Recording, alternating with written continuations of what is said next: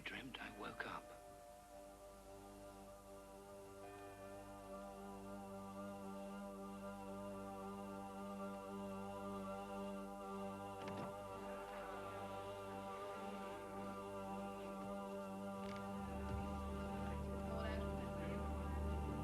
I bought that as a coffee table. It's not meant to be used.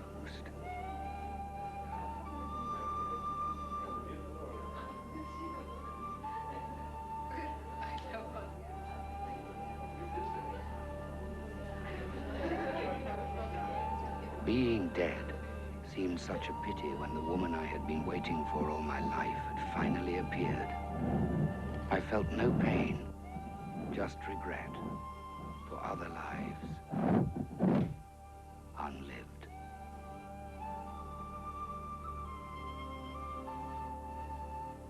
So, this is it. You let go and you fall. How good it is to let go at last. To give up the struggle. But wait. Hold on. That woman. I must... Before I...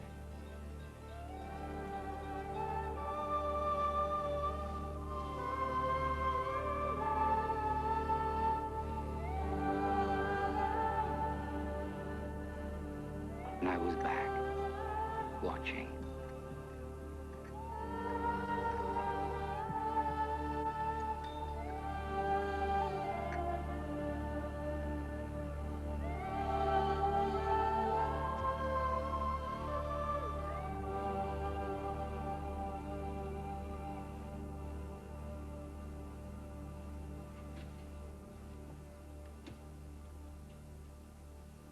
Soon, I would have to re-enter the waking world and resume the pretense of being one person, and that a ridiculous man, a stranger to himself. When I look at my face, it does not look like the person I feel I am, so I don't look at it if I can possibly help it. I just look at the bits I'm shaving. I'm embarrassed by me. I trip, I stumble, I stutter. I'm self-conscious. I'm not comfortable in my skin. I have never got used to myself. I'm not my kind of person. Fortunately, making movies has allowed me to engage the charming, handsome, rugged men I ought to have been, and to send them off on my adventures. And the world itself has never looked quite right to me. But when I came here to Wicklow in Ireland 22 years ago, I felt I'd come to a place that had always existed in my imagination. That here I could somehow come to myself at last. Is that what home is? Finding in the outer world a place that coincides with an inner landscape? What makes a landscape? Is it the contours, the colors, the light, the rock? The things that grow upon it? What is the mysterious thing that touches us, that says, this is your place?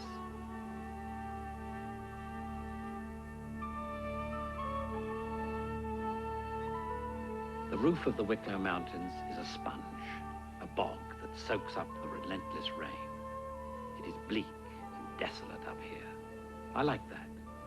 It's a salutary corrective to my tendency to romanticize nature. The soft folds of the mountains give them a feminine aspect. But that softness came about by the glaciers grinding at the hard granite. Joust Mountain was sacred to the Celts. They saw the mother goddess lying there, wrapped in moss and heather, with a fickle light playing on her slopes. Ah, there I go. Remember, there's a stony heart under all that. In winter, it's the bleakest place on earth, a wasteland, which was exactly what I needed for my film, Excalibur. A great hurt has been done by man to the earth. Crops will not grow.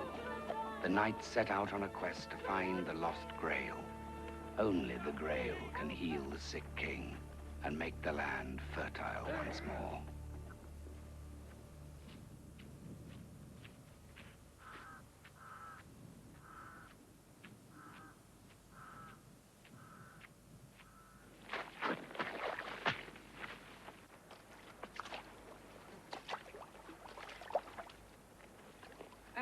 Philip.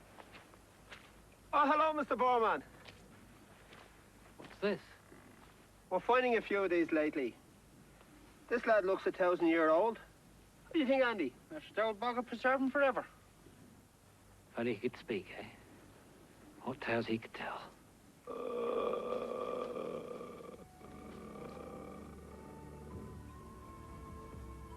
They buried me alive.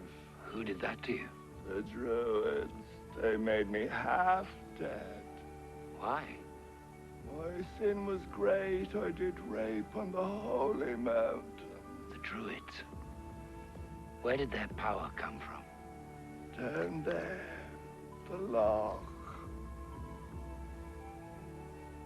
Be warned, you dig and delve, and you who knows no peace himself. Never waken those who die, let sleeping bogs lie. You better get in touch with the National Museum about this, Philip. Ah, yes, no, Mr. Boorman. Sure, we wouldn't catch you at all. There's a lad down and round and he's making them up for us. And we're selling them to the tourists. It's a handy way of making a few bob and Yes. cutting them bloody turf. Look, Mr. Boorman. Look. The rain, fog-filtered, beer-coloured, begins its fall to the sea.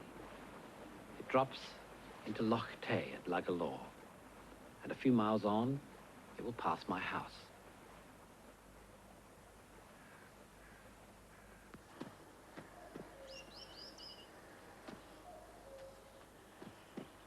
There's an easier way down, all right, but I favor the steep slope to the lake, with its tortured oaks entangled in mossy rocks, a memory of how life looked after the ice receded.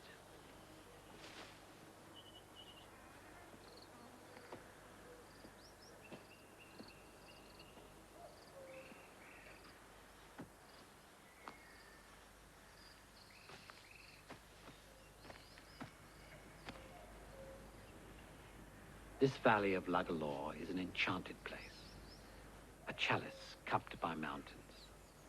I felt sure it was here, in the heart of her mystery, that the Lady of the Lake might offer up the sword of power, Excalibur.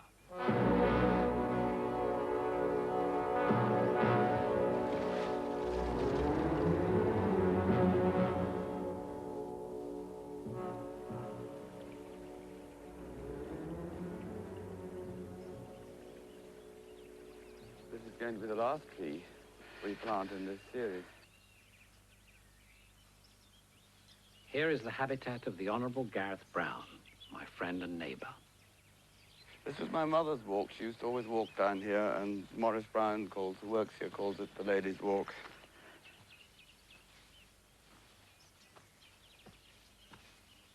He is the custodian of this valley of Lagalore. Will you help me plant this, Gareth? He nurtures it as he nurtures Irish music and poetry. You were able to get in there? Yeah.